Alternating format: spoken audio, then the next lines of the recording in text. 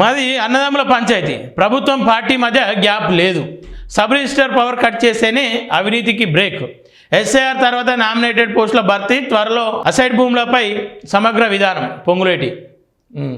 SIR తర్వాతే nominated పోస్టులు భర్తీ ఉంటుందని మంత్రి పొంగులేటి శ్రీనివాసరెడ్డి చెప్పారు. ప్రభుత్వానికి కాంగ్రెస్ పార్టీకి మధ్య ఎలాంటి సమన్వయ లోపం లేదని స్పష్టం చేశారు. శనివారం ఆయన సచివాలయంలో మీడియా ప్రతినిధులతో మాట్లాడుతూ అసైడ్ భూములపై సమగ్ర విధానాన్ని రూపొందిస్తామని ప్రకటించారు. ప్రభుత్వానికి గాంధీ భవన్కు మధ్య ఎలాంటి విభేదాలు లేవని, పార్టీకి ప్రభుత్వానికి మధ్య అన్నదమ్ముల పంచాయతీ మాత్రమేనని పేర్కొన్నారు. దీన్ని గ్యాప్ అనడం కరెక్ట్ కాదన్నారు. ఇక అది వాళ్ళ పంచాయతీ, వ్యక్తిగత పంచాయతీ, వాళ్ళు కొట్టుకొని సావని ఏమైనా కాలిపోను, కానీ వాళ్ళ మధ్యలో ప్రభుత్వాన్ని ఆగం చేయదు. వాళ్ళ మధ్యలో ప్రభుత్వాన్ని ఆగం చేయకుండా, ప్రజల్ని ఇబ్బంది పెట్టకుండా ఉంటే సరిపోతుంది. వీళ్ళు ఏమైనా కాలిపోని. ప్రభుత్వానికి కాంగ్రెస్ పార్టీకి మధ్య ఎలాంటి సమన్వయ లోపం లేదని మంత్రి పొంగులేటి శ్రీనివాసరెడ్డి అన్నారు. ఎస్ఐఆర్ తర్వాత నామినేటెడ్ పోస్టులు భర్తీ ఉంటుందని చెప్పారు. అసైడ్ భూములపై సమగ్ర విధానాన్ని రూపొందిస్తామని ప్రకటించారు.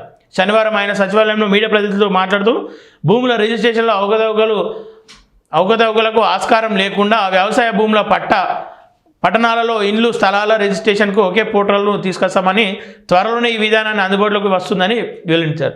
2 ఏళ్ళు అవుతా ఉంది ఈ మాటలు చెప్పడానికి వీళ్ళకి సిగ్గాన్ని అనిపించదేమో. రైతులు భూములు ఎవరి పేరు మీదో పడ్డాయి, దానికి పరిష్కారం చూపురు అని చెప్పేసి సంవత్సరాలుగా ఆడ ఫైల్స్ అన్నీ మూలకు పడి పొక్కిపోతూ ఉన్నాయి, ఖరాబ్ అవుతూ ఉన్నాయి, కానీ ఇప్పటికీ వాళ్ళ సమస్యకు పరిష్కారం దొరకలేదు. 2.5 ఏళ్ళు దాటిపోతూ ఉంది వీళ్ళు అధికారంలోకి వచ్చి. ఎంతగానో కొట్లాడాలి రైతు, ఇంకెంతమందితో కొట్లాడాలి రైతు.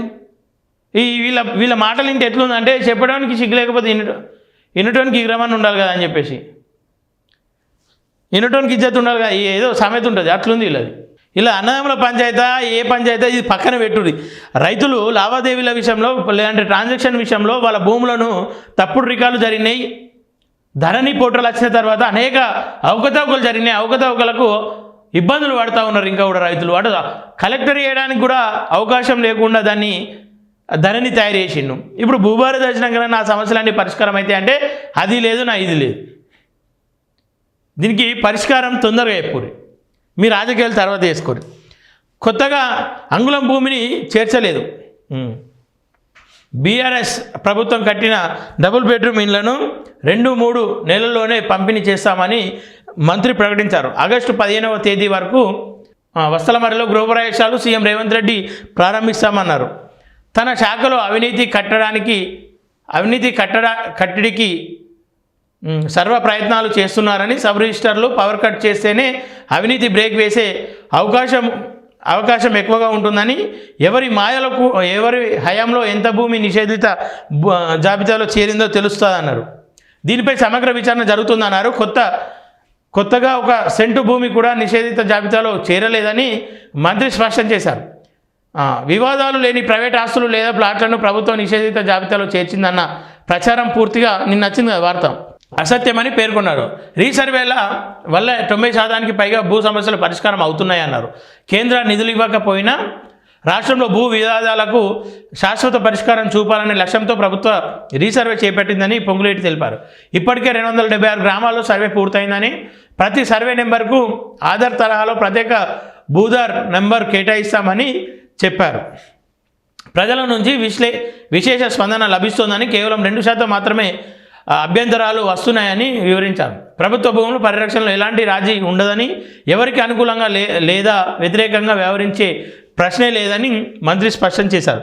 క్యూర్ పరిధిలో ప్రతిష్టాత్మకంగా నిర్మిస్తున్న ఇంద్రమ్మ టవర్స్ను చూసి బీఆర్ఎస్ నాయకులు జీర్ణించుకోలేక విమర్శలు చేస్తున్నారని విమర్శించారు. కొల్లూరులో గత ప్రభుత్వం నిర్మించిన 2 BHK ఇళ్లలో వర్షం వస్తే నీళ్లు కారుతున్నాయని మీడియా దృష్టికి వచ్చిన విషయాన్ని ప్రస్తావించారు. ఇది గత ప్రభుత్వ నాణ్యతకు నిదర్శనమని ఎద్దేవా చేశారు. ఆ ఇల్లు కూడా మరమ్మతులు చేయిస్తామని చెప్పారు.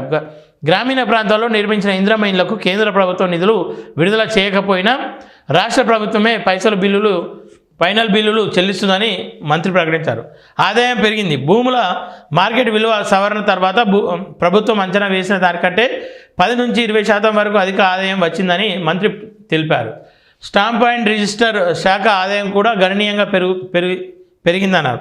ప్రభుత్వం అధికారంలోకి వచ్చినప్పుడు వార్షిక ఆదాయం సుమారు 13,000 కోట్లు ఉండగా గత ఏడాది అది 15,000 కోట్లకు చేరింది. ఈ ఆర్థిక సంవత్సరంలో 18,000 కోట్లకు చేరుకునే అవకాశం ఉందని వెల్లడించారు. రిజిస్ట్రేషన్ డాక్యుమెంట్ల సంఖ్య కూడా గణనీయంగా పెరిగిందని పొంగులేటి వివరించారంట. సరే మంచిదే, రాజకీయం చేయకుండా భూ సమస్యలు పరిష్కరించండి. ఆయన ఏదంటున్నావు, అసైడ్ భూములకు పరిష్కారం, శాశ్వత పరిష్కారం చూపిస్తామంటున్నాం. సరే చూపిస్తే మంచిదే, కానీ మాటలు తప్ప చేతలు లేవు. మాటలు తప్ప చేతలు లేవు ప్రస్తుతానికైతే. అవి చేతల్లోకి వస్తే బ్రహ్మాండంగా ఉంటుంది, రైతుల సమస్యలు పరిష్కరించిన వాళ్ళు అవుతారని వేడుకుంటా ఉన్నాం.